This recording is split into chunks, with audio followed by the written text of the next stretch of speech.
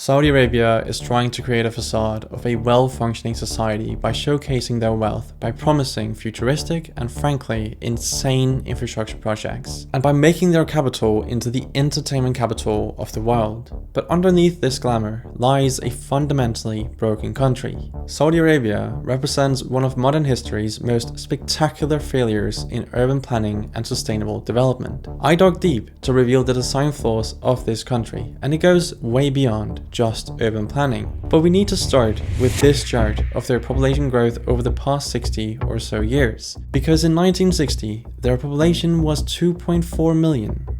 And today, it stands at 37 million, a 15-time increase in just 65 years. It was a blessing in disguise, simply because Saudi Arabia failed to do proactive urban planning. Millions of people flocked to big cities for jobs and opportunities, but the development couldn't keep up. The most dramatic example of this is Riyadh, the capital. In the 1950s, it was a town of just 110,000 residents, and today it's a sprawling metropolis of over 6 million, a population 62 times larger than 70 years ago. So how do you make it possible for all these people to move around? Well, Saudi Arabia took inspiration from America and made their cities car-centric and used a grid design. This is where the terrible design starts. See, with abundant cheap fuel and massive highway construction, the car became essentially the only mode of mobility. This has led to poor urban outcomes, sprawl, traffic congestion, pollution, and an environment very unfriendly to anyone not driving. It also meant there was virtually no pressure to develop public transit. To their credit, they realized this was a bad idea, but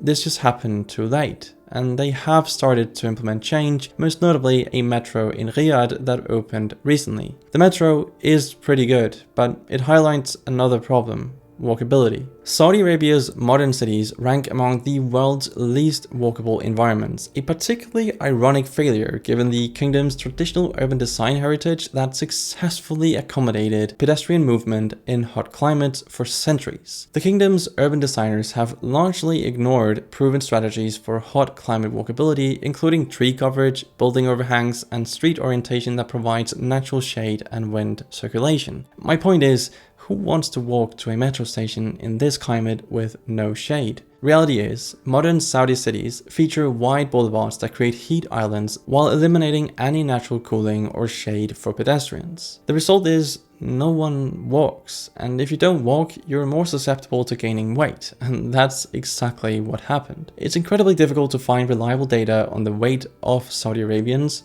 for some reason, but what we do know is the rate of overweight people and obesity has increased dramatically in the past decades. Currently, according to the estimates I could find, about 2/3 of the population is either overweight or obese, a rate that's growing every year. Not having a walkable environment might very well contribute to this growth, but there is another possible reason as well. But very quickly, I just want to mention that I've launched a lot more maps to the mapstudios.com store. You can now get a bunch of countries in both satellite and black and white shading, and this is the best way to support the channel, so check them out if you want. But now back to the other potential reason for Saudi Arabia's obesity rate. See, 2/3 of the population works for the Saudi government, and pretty much all these jobs are sedentary. Not to mention they don't really work that much, but I don't really want to get into that. But anyway, they've literally designed their day to revolve around sitting. And what's really weird is how they've implemented fast food into their culture so that now 87% of the population has a high intake of fast food. And that means eating fast food multiple times a week, which is really sad considering their traditional cuisine is so healthy and tasty. They've basically implemented America in the desert. And this is what you'll end up with. But Saudi Arabia has one unique challenge they couldn't solve by looking to the US for inspiration, and that is their water crisis. This country is basically just one giant desert, which means being careful with what you use water for should be a given. But Saudi Arabia's water management represents one of the most glaring examples of unsustainable resource planning in the modern world. There are pretty much only two ways for them to get water: from fossil groundwater aquifers that don't replenish, or from desalination desalination plants. About 89% of the water demand in the kingdom is non-sustainably met through overpumping of these groundwater resources. Estimates suggest that if current withdrawal rates are maintained, the available reserves could be depleted within 50 years. Some experts have also predicted full water depletion by 2050 if no action is taken. Much of the fossil groundwater has already been exploited, and a significant part of this finite resource is effectively gone. One estimate suggests over 80% of the aquifer has been depleted. And domestic freshwater consumption in Saudi Arabia is among the highest in the world, exceeding 250 liters per capita. Safe to say, they are running on limited time here. But why are they consuming so much water? Well, now it gets pretty dumb. For a while, Saudi Arabia was one of the top 10 exporters of wheat in the world. It was an experiment. I don't know what they expected the outcome to be for such an experiment, but all they did was accelerate the depletion of their fossil groundwater reserves. So they ended that experiment in 2016 because it made no sense to become a wheat exporting country.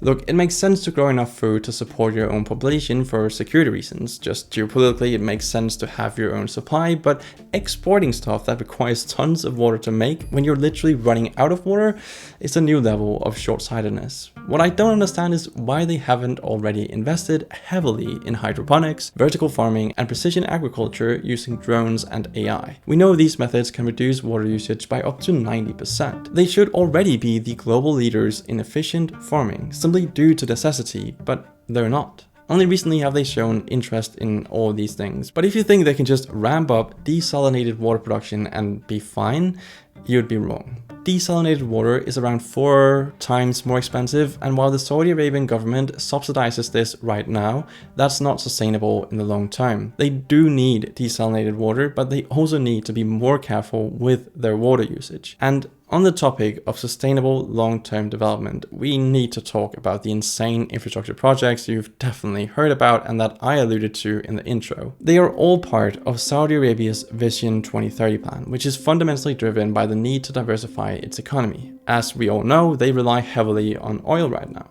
In this pursuit, they are trying to emulate the success story of Dubai, which has effectively transformed into a global hub for services, trade, and innovation. The two major projects in Vision 2030 are The Line, which is envisioned as a 170-kilometer long linear city, featuring 2 parallel 1,640-foot tall mirrored skyscrapers that promises 0 streets, 0 cars, and 0 carbon emissions, aiming to house up to 9 million residents in a climate-controlled, AI-monitored environment powered entirely by renewable energy. And then we have The Cube, that is a 400-meter tall, cube-shaped skyscraper designed to be the centerpiece of Riyadh's new downtown, New Murabba.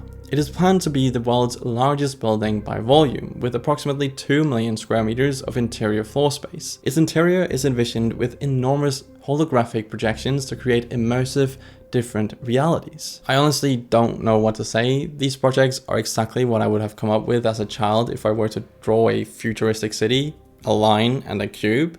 I mean, they just don't make any sense, and from an engineering and logistical perspective, The Line is described as an engineering impossibility by some. Its entire transport system relies on a high-speed train capable of covering the entire length of the city in just 20 minutes, requiring a speed of 510 kilometers an hour faster than any existing commercial train. Researchers and mathematicians have analyzed the line and found that a linear shape is possibly one of the most inefficient building shapes, with a circular city being the most optimal for walkability and digitalization. We know they are never going to build the full linear city they initially proposed, but they are trying to build a small part of it already.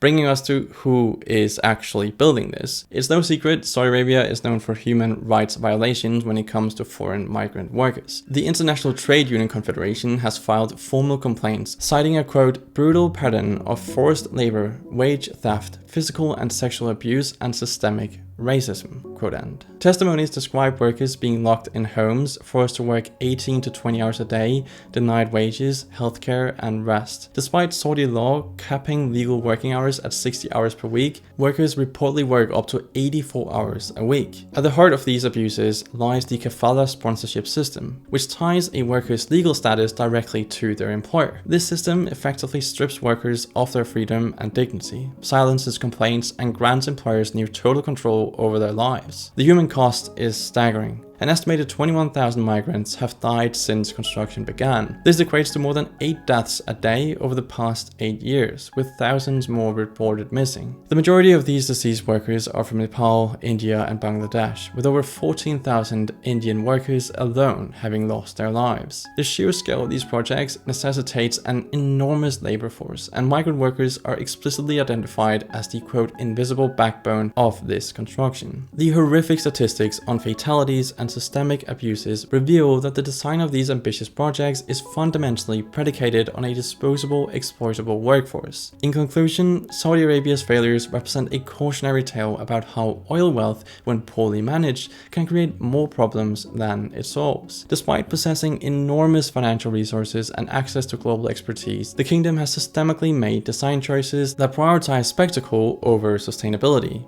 international prestige over livability, and short-term thinking over long-term planning. Change might come, but it's impressive it has taken this long for them to realize it.